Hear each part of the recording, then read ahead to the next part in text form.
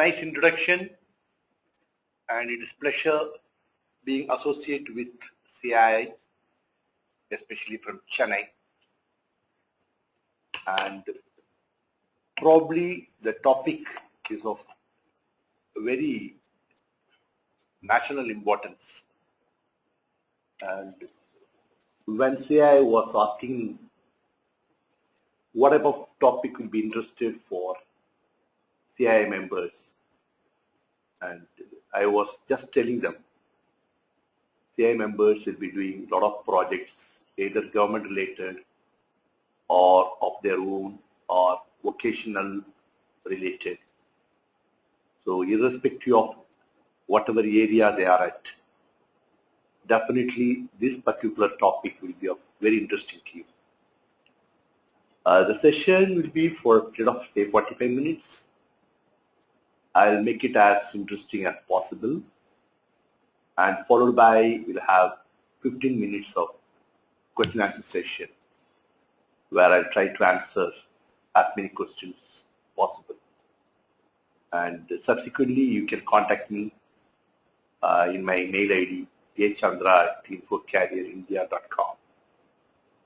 They can answer you whenever you have any such doubts.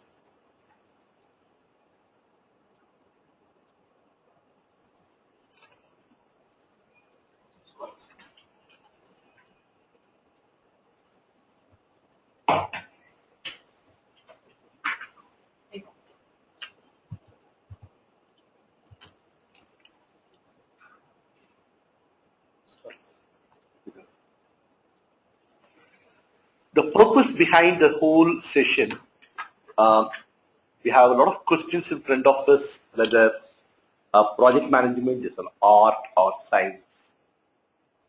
Many of you would have definitely practiced project management. So I'm sure you would have done art aspect of project management. We're trying to shed some light on you with respect to scientific side of project management, and it will also help you to add value in various activities which are related to project management. So it is a lot of project managers are available. We want to know what's the role of a real project manager, what are all their challenges, and what are all their how they must manage successfully.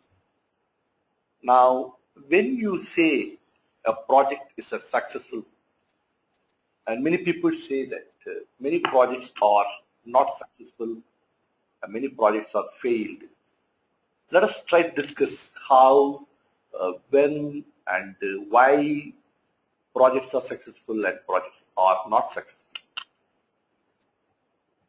And just profile which have been read by our colleague from CI. I don't want to make much time on you. The entire talk of me is based upon project management standards or project management body of knowledge, and which is by and large known as PMBOK, project management body of knowledge, which is a standard being used across various industry across the globe. And you all, I'm sure, they heard about PMI, Project Management Institute. PMI is a non-profitable organization based out of US, which predominantly makes sure that best practices of project management are being used all over the world. Currently, we have PMBOK edition 5. If you really ask me, who is the author of this PMBOK? Everybody, maybe including you. That means all the members, those who are involved in project management, they meet very regularly. They will bring in the various standards considering their logical approach and also scientific approach. Hence, this PMBOK is getting edited, and current version I was telling you around version 5, which has got roughly around 580 pages. which is 100 pages more than the edition 4. That means a lot of things happening today. They're all being talked about, discussed, and all the members are agreed upon. And the entire talk of me today is based upon project management body of knowledge of edition 5, which is a standard edition being used globally. So any reference I make, they are all referred to PMBOK. Now the first question to all of us is, what exactly a project? We heard about government project, we heard about constructing house, we heard about constructing a classroom, or starting a particular industry, or starting a particular industry, or maybe starting a factory, or government has given me a project, or I want to start a vocational institution. How do I go about? Each one of them is called project. Now, why project? What are the definition of a project? If you really look into the definition, it is basically a temporary endeavor.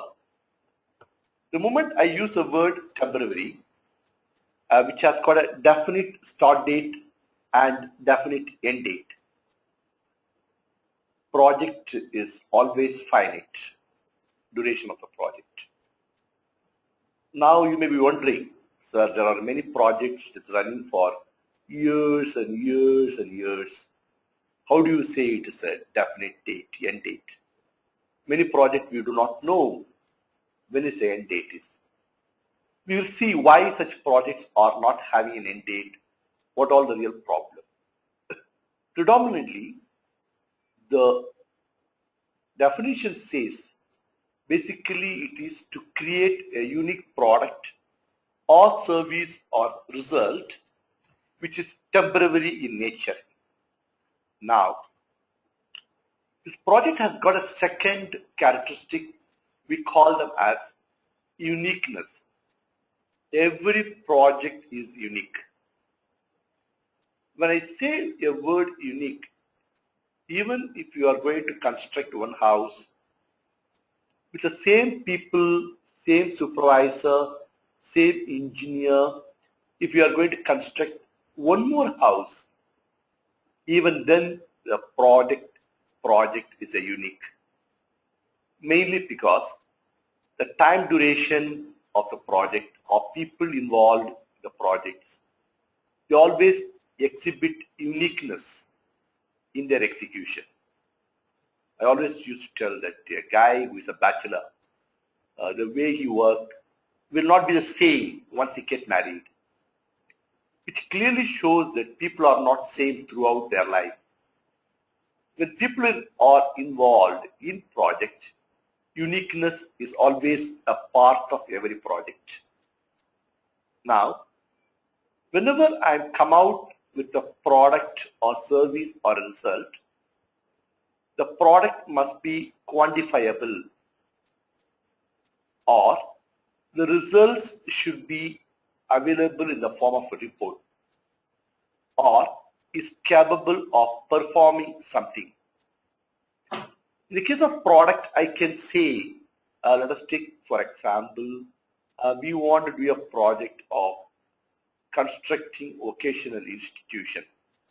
Yes, I can, at the end of the project, I'm going to have 2,000 square feet of school or college for vocational institution, which is going to have 8 classrooms, which is going to have lab and also restroom facilities, etc., etc. Then it's called product.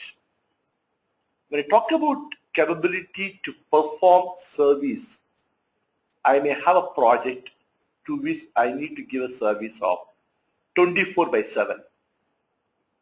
Or if I need to give a project report to somebody, I should be able to prepare a report of where we are, where the project status is, how long it's going to delay, what are the reasons, how we are going to take into consideration.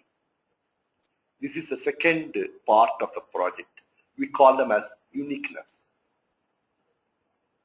Third one is progressive elaboration.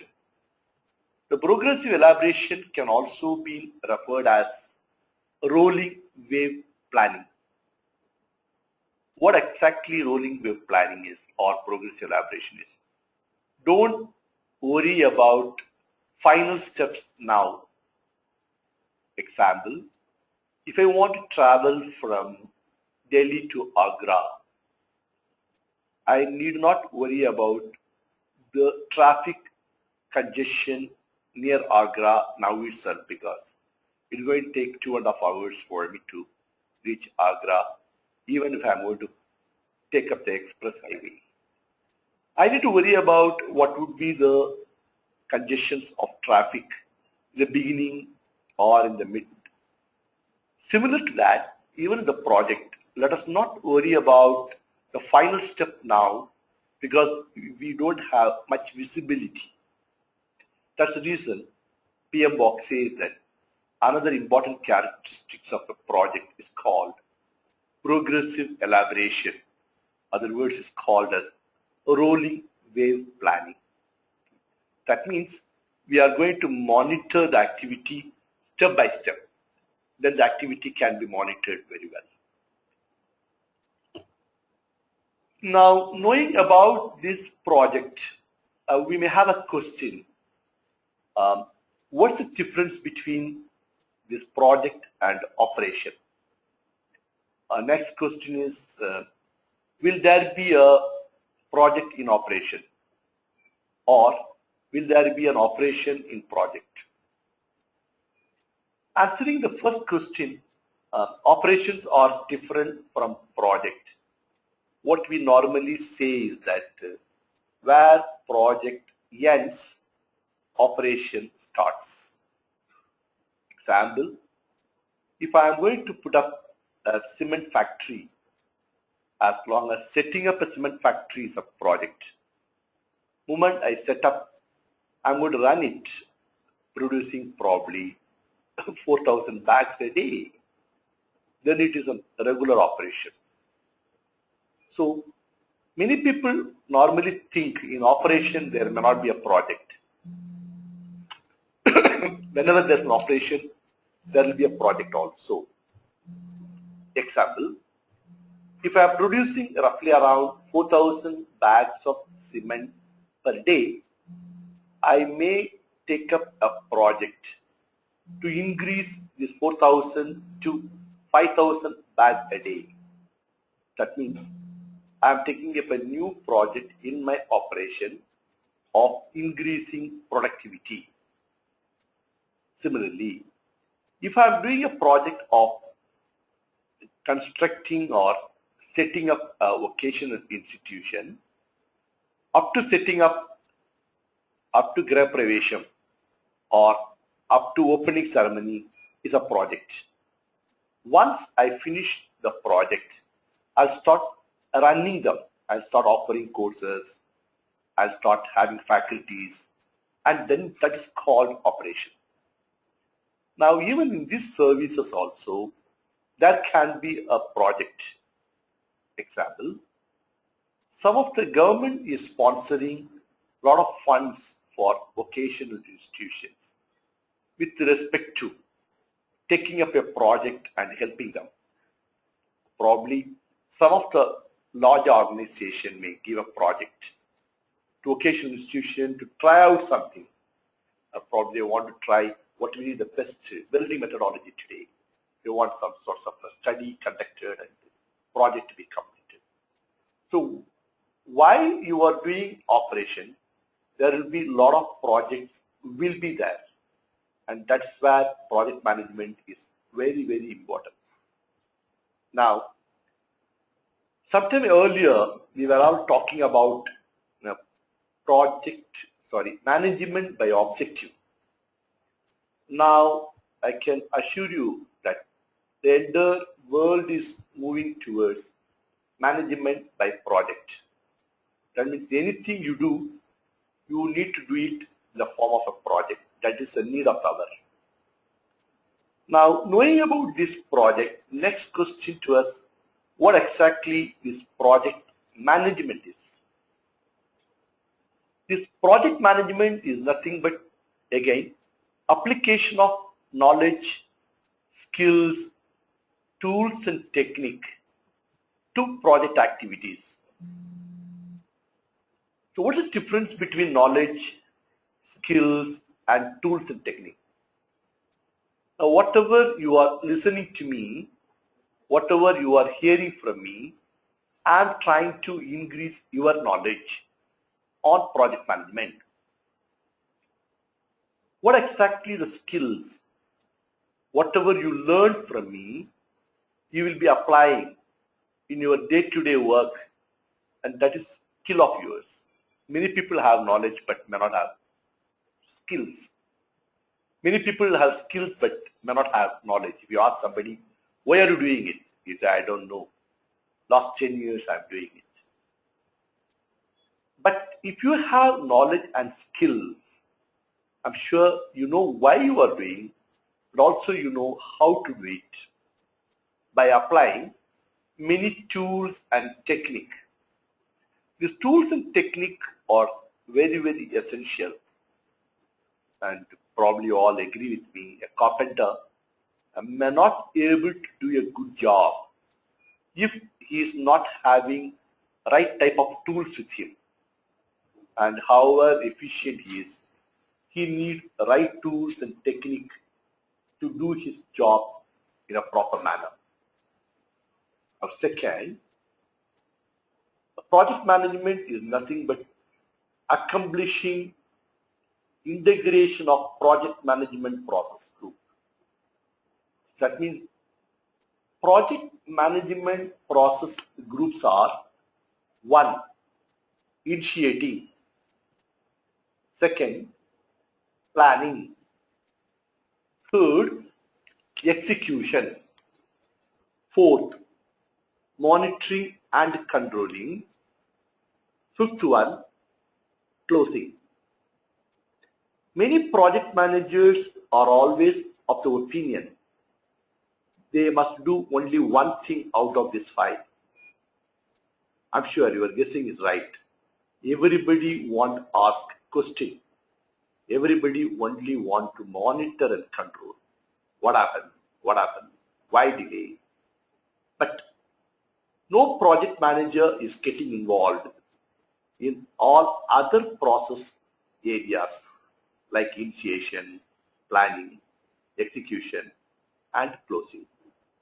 So, the project management skill required to integrate all these 5 process groups is very interestingly that initiation has got initiation in it, planning in it, execution in it, monitoring and control in it, and closing in it. Similarly, planning has plan, planning has execution, planning has monitoring control, planning has closing. Like that, each group are able to integrate within themselves, and also they can able to integrate with others. Having said, the basic project management function typically: 1. Identifying the requirements. Today, many projects are failing because we normally fail to identify the requirement. The moment someone is a project, without even understanding the depth and also width of the project, we just jump into the project.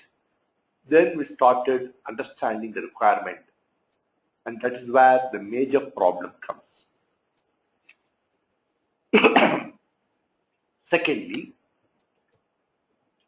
it typically includes balancing of multiple activity like time, cost, scope, quality, risk, etc., etc. What exactly the balancing activity is nothing but if I want to finish a project ahead of time, then I need to balance my cost and scope with risk associated to that. If someone says that I don't mind giving you 1 month extra, but I want to finish the entire scope, then you'll find that time is not a constraint, scope is to be covered, then cost will be the constraint, and risk associated through that also to be studied. Hence, we'll find them. All these qualities, scope, time, cost, risk, resources are the beats where project manager can hold only 2 beats in his hand at a time. So he has to shuffle around depending upon the requirement. And that is one of the typical job of a project manager. Third one, project management also responsible for adapting to the specification.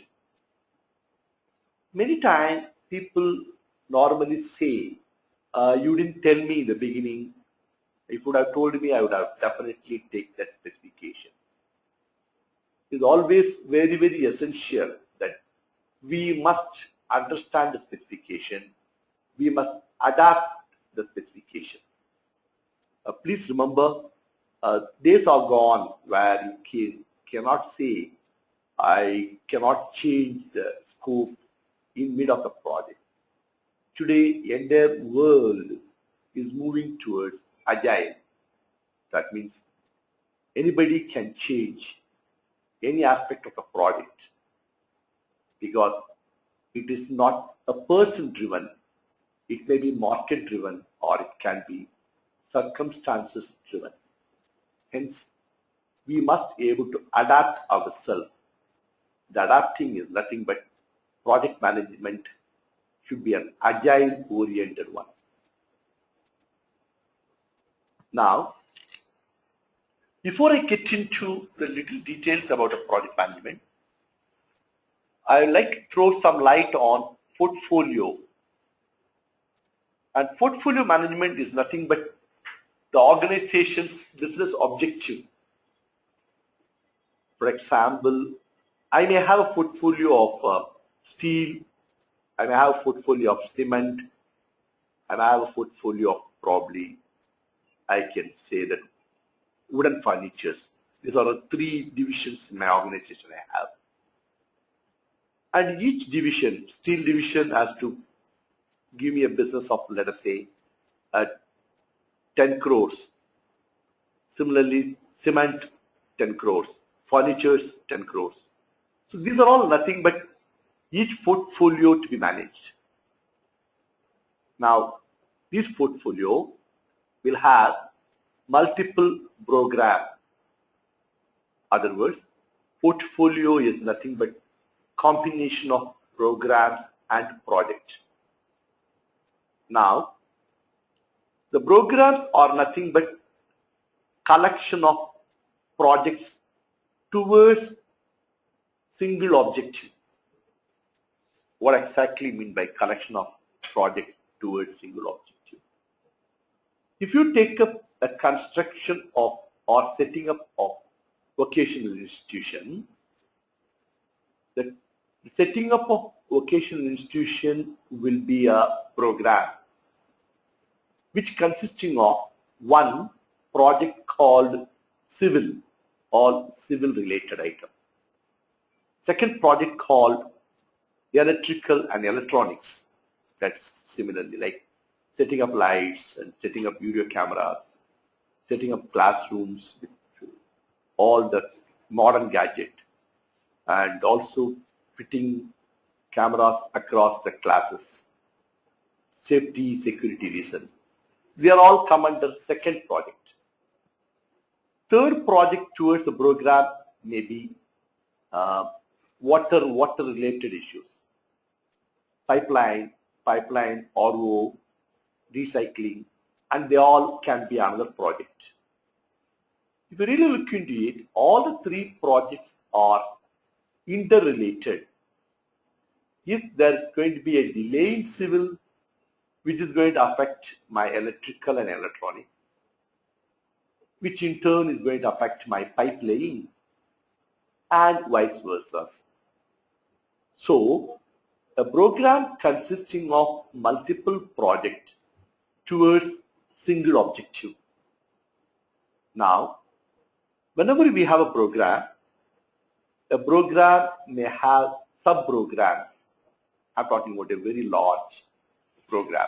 For example, setting up a oil and gas or setting up a power plant. One program itself can have multiple programs under that. Or it can have multiple programs and multiple projects. These are all very complex subjects which we can able to understand it as we move forward and based upon our experience. Now, like we manage this project, we also have a separate management for program that's called program management. Person who is managing the project, he is known as project manager. Similarly, person who is managing the program, he is known as program manager. The program manager may have multiple project managers under him. Now, question to you all is that project manager reporting to program manager? No. The basic function of program manager is only coordinating the various projects. He is supporting in nature. Program manager always support you. Second, the relation between program manager and project manager is guru-shishya relationship and not a boss-subordinate relationship. He is a mentor, he is a coach, he is trying to help you in resolving issues, helps you in your resource constraint, so on and so forth. Now, a program manager, he is a coordination in nature. He always makes sure that projects come under him are well coordinated. Because if there is a problem in one of the projects, the entire program may get affected. In order to avoid that, he will coordinate with all of them. Probably these slides can give you the relationship between portfolio, program, and project. I don't want to take much time. It's a very self-explanatory. What I want to emphasize here is that a portfolio may have project directly or program. Similarly, a program can have one more program or projects. Ultimately, you'll find them. The lower levels are all projects, which drive towards program, which is aiming towards portfolio.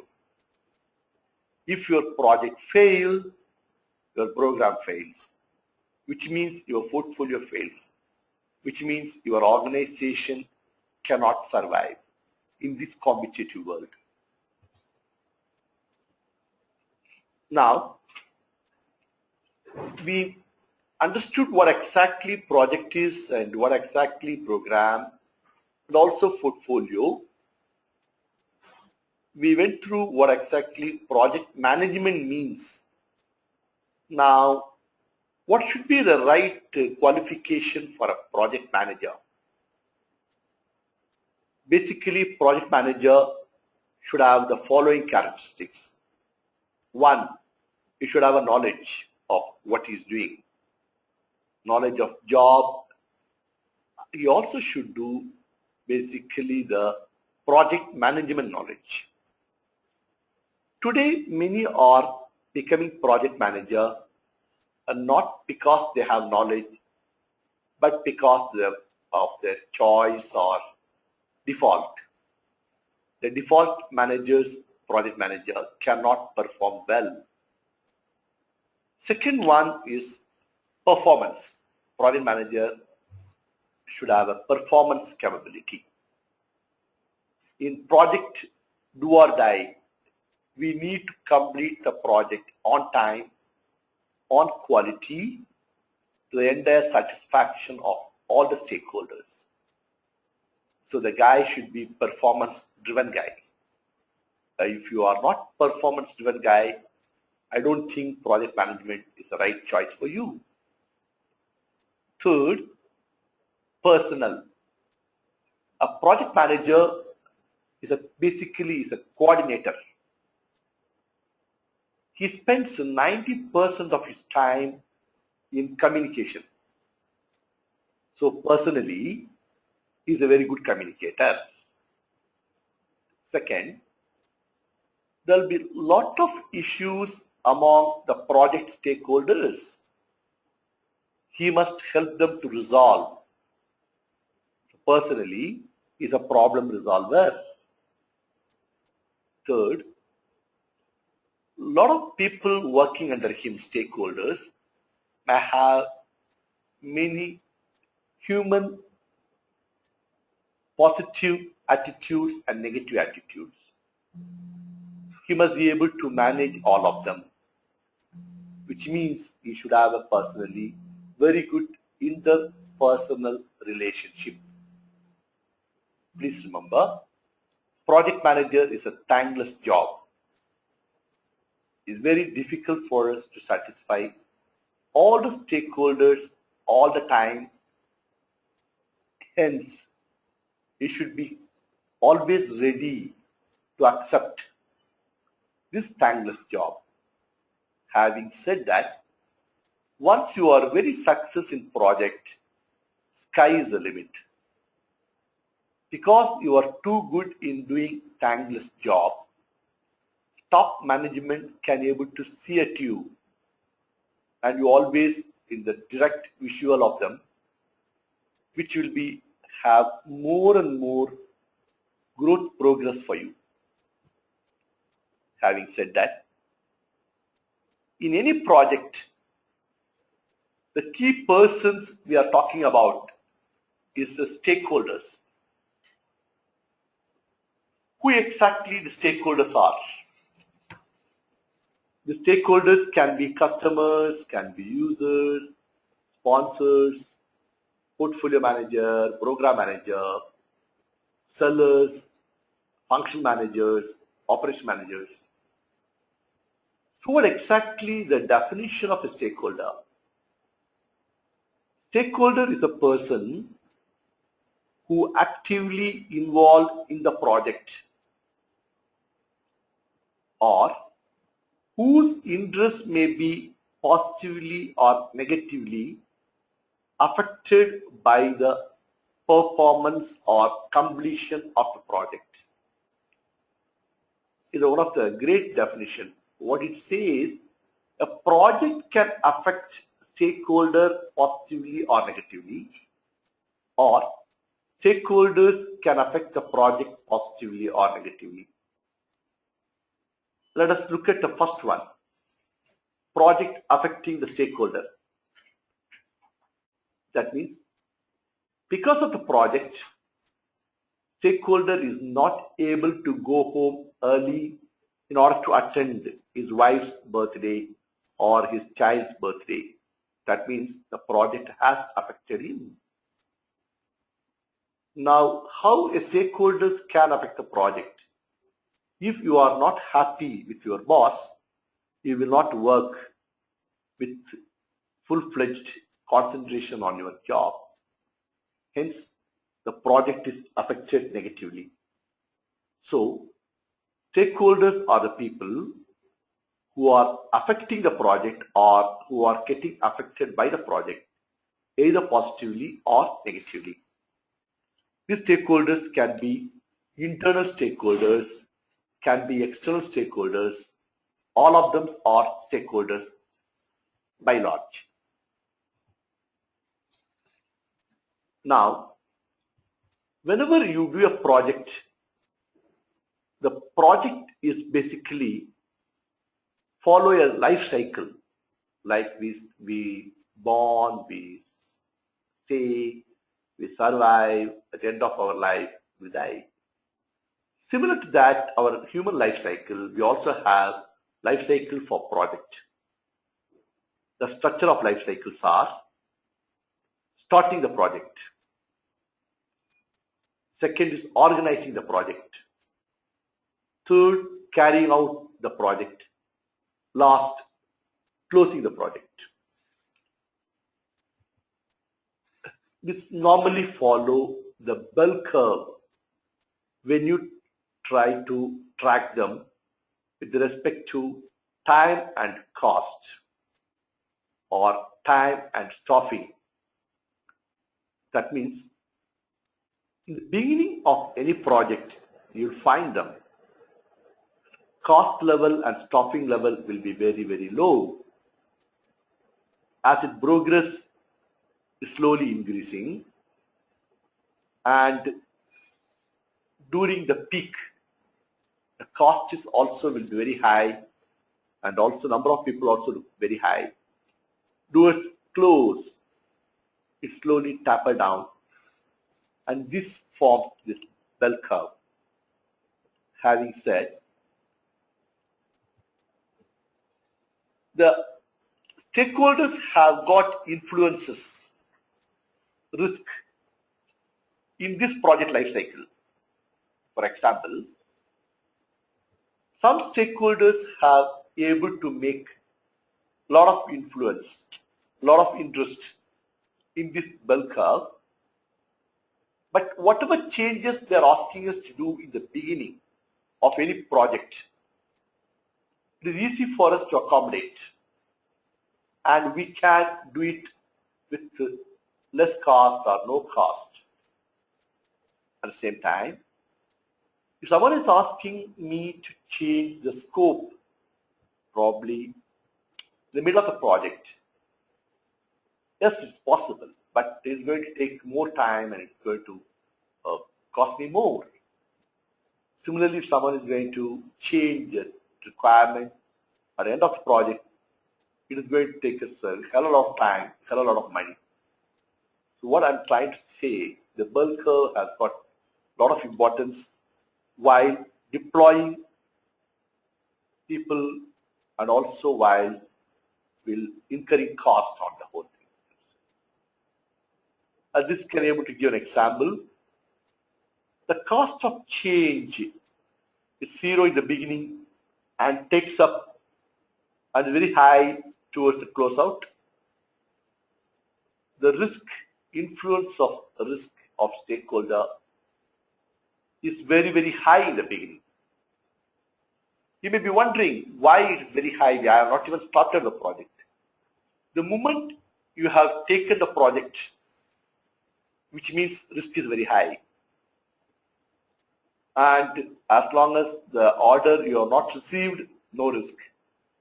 The day you receive an order for a project, you are at very high risk, because if you do not execute the project, you are going to lose money, penalty classes. But as we progress well, you'll find them that the risk is very low towards the end of the project. Now, whenever we do a project, there will be a lot of relationship, and one such relationship is called sequential relationship, which means phase 2 will not start unless otherwise the previous phase get completed. Second one is called overlapping relationship, which we also example is fast tracking. Before we start one particular phase, we also start one more phase along the side, fast tracking. In fact, fast tracking always leads to some amount of risk. Third one is rolling wave plan. In the rolling wave plan, we always trying to give, as I told you in the beginning, it's a elaboration methodology. We were not worried about the step n now itself. We worried about step n at n minus 1. That is ideal example for rolling wave plan. Now, the organization structures are basically considered as functional organization where all the departments are function based. This functional organization also may have a project, and in this case project manager is reporting to function manager. Example, a marketing manager may have a project team, may help him in launching a new product. In this case, a marketing manager is more powerful than the project manager. Second, we have an organization which we call them as project organization. The projectized organization, all of them are by project. And best case of example I can think of is L&T. L&T, everything is project-based organization. Now, I can have combination of both, then it taking a name called matrix organization. In matrix organization, we have a weak, strong, and balanced. Weak is moved towards functional. Strong is moved towards projectized. Why we need this understanding is that the power of project manager vary depending upon which organization he is trying to get into that. Another important, whenever we do a project, you need to understand the environment on which you are taking up the project, which can be external or which can be internal, and the external environment can be government, politics, economic environment. And I've just given a lot of list here: infrastructure, marketplace condition, political climate, government industry standards.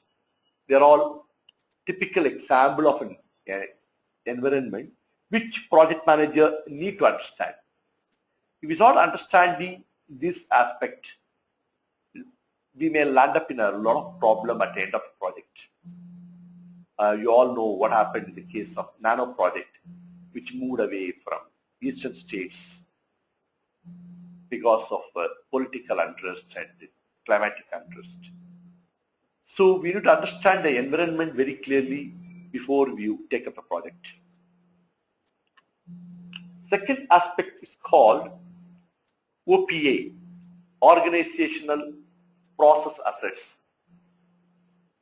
And these process assets are nothing but the various methods you normally follow, which includes plan, policies, procedures, guideline. For example, someone may follow ISO's guideline, someone may follow ISMS guideline. So these guidelines are very essential. It also includes knowledge base and lessons learned and historical information. So before you take up any projects, you must make sure that you understand the OPA. Also you understand the EF, which will lead to success of the project. Here I just given the examples of OPA, which are standards and policies, guidelines, tailoring criteria, communication, financial controls, change control. Knowledge base may be the previous historical information, lessons learned, issue and defect management database, configuration management database. These are all the various OPA one normally follow. So having said about these 5 process group of initiation, planning, execution, monitoring, control, and closing, this is the way it is being controlled, where you find them here. Every project, just we are starting, we are initiating. After initiation, we are doing planning. While planning, we are doing execution. So whatever we plan, when we execute, there's an outer layer, monitoring and controlling, till we reaches the closing process.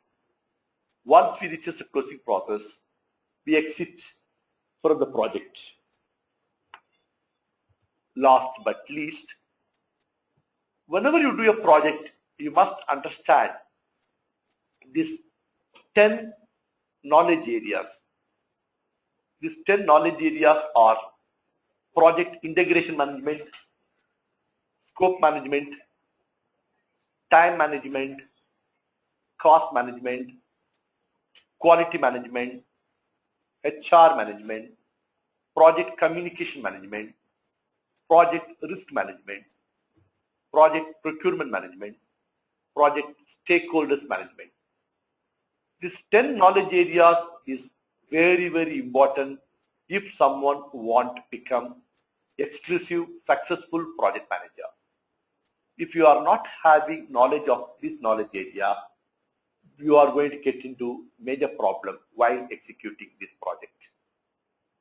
And this would have given you a global outlook how project management is, which is not only in India, probably all the part of the world. Today we are in global competitive, hence we need to understand project management at global level. Then only we can talk the same language of what our customer speaks from some other country or some other land. And before I close, let me take up what all the questions we have, and we'll take up another 10 minutes for question and answer session.